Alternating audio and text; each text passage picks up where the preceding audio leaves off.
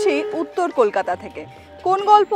সে এক সময় ছিল যখন পুজোর ঠিক 2 থেকে 3 মাস আগে বাড়ির সবাই ভিড় করত পাড়ার দর্জির দোকানে, যেখানে নিজেদের পছন্দের কাপড় নিয়ে গিয়ে তারা বানাতো হরেক রকমের জিনিস, যে জিনিস পুজোয় সাজিয়ে তুলবে তাদেরকে। কিন্তু সেসব এখন অতীত। দর্জির দোকান থেকে সবটাই চলে এসছে অনলাইন আর রেডিমেড কাপড়ের বাজারে। অনলাইন আর রেডিমেডের বাজারে পাড়ার থেকে হারিয়ে যাচ্ছে সেই সমস্ত দর্জির দোকান। এখন অনেকেই বদলাচ্ছেন তাদের পেশা, আবার কেউ কেউ নিজেদের পেশা ছাড়তে না পারায় কোনো রকমে দিন গুজরান করছেন এই দর্জির পেশাকে ঘিরেই। তবে তারা কেমন আছেন? তারা কি আদৌ থাকবেন কয়েক বছর পর? কতটা শঙ্কায় তাদের জীবন? শুনে নেব সেই গল্প।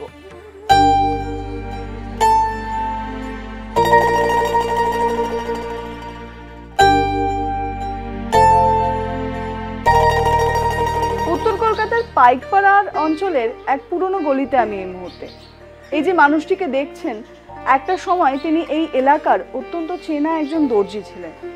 পুজোর সময় তার নাভিশ্বাস উঠত কাজের চাপে, অর্ডারে অর্ডারে ভরে থাকতো তার দোকান, আর সেলাই মেশিনের শব্দে রাত পর্যন্ত চলতো তার দোকানের ভেতরের কাজ। সেই সমস্ত দিন এখন প্রায় অতীত। তিনি দর্জির কাজ ছেড়ে এখন ইস্ত্রি করেন নিজের দিন গুজরান করার জন্য। এখন শুধুমাত্র কয়েকজন বাধা কাস্টমারের থেকেই অর্ডার আসে তার কাছে। সেই সমস্ত দিন কিরকম ছিল তার? আমাদের একসময় অনেক কাজ হতো, দর্জি 3-4 জন লেবার ছিল, সেই সব বন্ধ হয়ে গেল। তারপরে কি করব? তারপরে অতটা ভালো চলছে না বলে দর্জি দোকান বন্ধ করে দিলাম। তখন ইস্ত্রি আয়রন করতে আরম্ভ করলাম। এখন এইভাবেই সংসার চলছে। মানে 1টা-1:30 অবধি কাজ হতো, মালপত্র অর্ডার, আবার অনেককে আবার অনেক দোকানে পেতো না, তারা আবার আসতো এখানে, কানাইদা বলতো না হবে না এখন পুজোর পরে ছাড়া অর্ডার।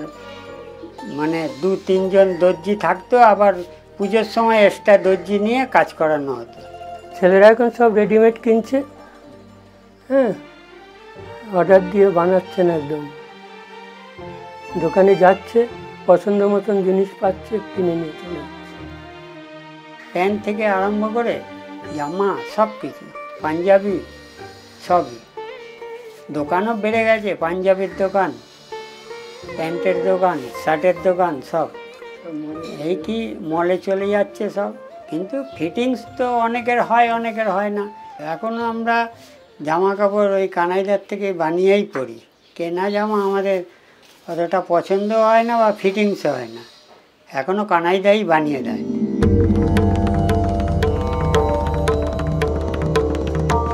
ছিল রুমাল, হয়ে গেল বেড়াল, লিখেছিলেন সুকুমার রায়। কিন্তু ছিল দর্জি, হয়ে গেল ইস্ত্রির দোকান। এই গল্প আসলে মানুষের চোখের জলে ভেজা।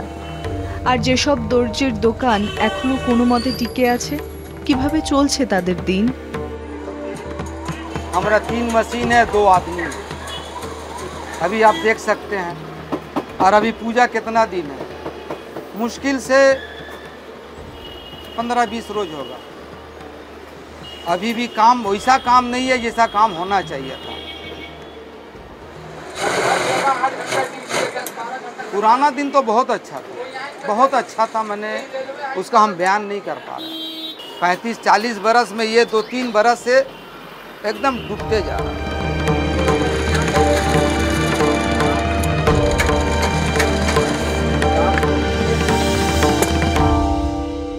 যীশুখ্রিস্টের জন্মের আগে থেকেই এই পেশার প্রচলন। কার্যত বলা যায় শহর কলকাতায় ব্রিটিশদের হাত ধরেই আসেন এই দর্জিরা। কারণ বাঙালি শুধুই ছিল ধুতি আর পাঞ্জাবিতে। সেখান থেকে ধীরে ধীরে প্যান্ট শার্ট পরার ব্যবহার, সঙ্গে কোটের ব্যবহারও শুরু হলো ব্রিটিশদের হাত ধরেই। এই শহর কলকাতা সময়ের সঙ্গে সঙ্গে বদলেছে, নতুন সময় এসছে, সেই নতুন সময়কেও স্বাগত জানানো হয়েছে। কিন্তু আদৌ কি বদলেছে এই সমস্ত মানুষদের জীবন? তাদের জীবনে কি সেই সময়ের প্রভাব পড়েছে? তাই সব থেকে বড় প্রশ্ন তৈরি করছে এখন এই মানুষগুলোর পরিস্থিতির দিকে তাকিয়ে। আজকে যে দোকান কয়েকটা জামা কাপড়ে সেজে আছে, সেই দোকান একটা সময় থরে থরে জামায় সেজে থাকতো। কারণ তখন ছিল না রেডিমেড পোশাক। তখন শুধুমাত্রই এই মানুষগুলোর হাতেই সেজে উঠত পুজোর সময় প্রত্যেকটা বাঙালি। নতুন সময়কে স্বাগত জানাচ্ছি আমরা।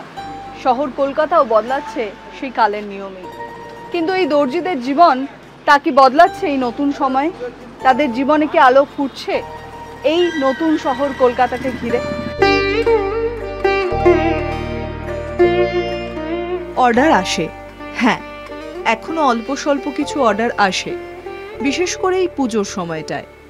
কিন্তু তাতে কি সারা বছরের খরচ সামলানো যায়? খোঁজ করছি তারই, শহর কলকাতার বাঁকে বাঁকে। মুছে যেতে বসা এক পেশার গল্প। কত না দর্জির হারিয়ে যাওয়া গল্পের খোঁজে ঘুরে ফিরছি উৎসবের কলকাতায়।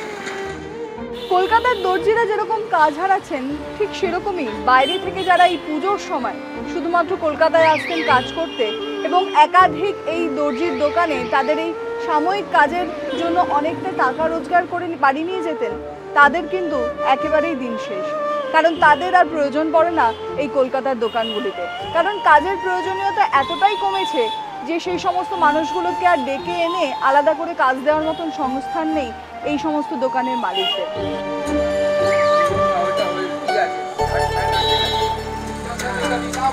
परदेसी आदमी है, दूर से आते हैं कि एक अच्छा काम हो और अच्छा कमाई हो, लेकिन पिछले जैसा है ना, डेवलप अभी नहीं है। लेकिन सोचते हैं कि अच्छा ये रेडीमेड जब काम आते हैं ना तो हम लोग को सोचना पड़ जाता है कि काम कैसा हो, और वैसा दिहाड़ी बनता नहीं है। खाने का भी महंगाई हो जाता है। काम मजदूर को मजदूरी अगर अच्छा मिलेगा तभी तो खाना पे भी ये बोर्स होगा। महंगाई के दौर चलता है, हमारे मास्टर जी भी परेशान रहते हैं, हम लड़ते भी है मास्टर जी से। पुराना दिन में तो हम लोग का 3 महीना पहले से काम चालू, 10-10 को लेबर रहता था। अभी तो दो लेबर पालना बड़ा मुश्किल हो जाता है। अभी वैसा काम आगे जैसा नहीं है। रेडीमेड का आने का वजह से हम लोग का मरण हो गया। পুজোর সময় আমাদের বাড়তি লোক নেওয়া হতো, অন্য দর্জিরা তাদের আমাদের বলাই থাকতো পুজোর সময় তোমরা 2 মাস আগে থাকতে চলে আসবে। সেই জিনিস তো আর এখন হয়ে উঠছে না। যা পরিস্থিতি দাঁড়িয়েছে সেটা আর হওয়ার কথাও না। যা পরিস্থিতি, এটা সঙ্গীন, খুবই সঙ্গীন অবস্থা। ওদের দিক দিয়ে ওরা কি করছে জানি না, আমরা তো সেই মানে একই অবস্থায় চলে গেলাম, যেখানে সারা বছর যেভাবে কাজ চলে সেইভাবে হঠাৎ পুজোর সময় কিছু বাড়তি কাজ আসবে, সেটাই আমরা অপেক্ষা করি।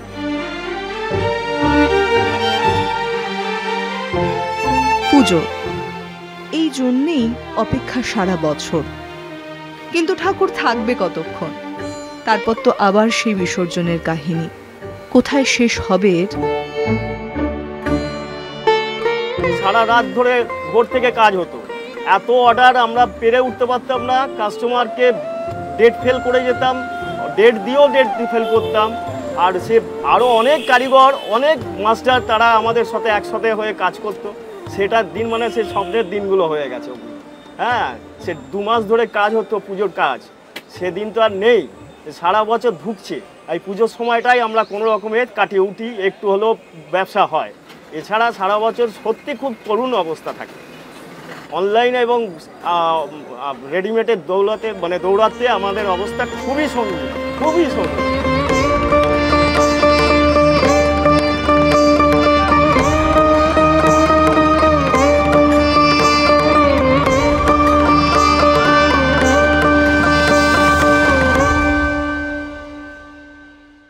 কবি শক্তি চট্টোপাধ্যায় লিখেছিলেন, যেখান থেকে গিয়েছিলাম সেখানে ফিরে আসি। এই উত্তর কলকাতার পাইকপাড়া থেকে শুরু হয়েছিল দর্জিদের গল্প। সেই গল্প এখানেই শেষ করলাম। আরও অনেক গল্প নিয়ে ফিরে আসবো, দেখতে থাকুন।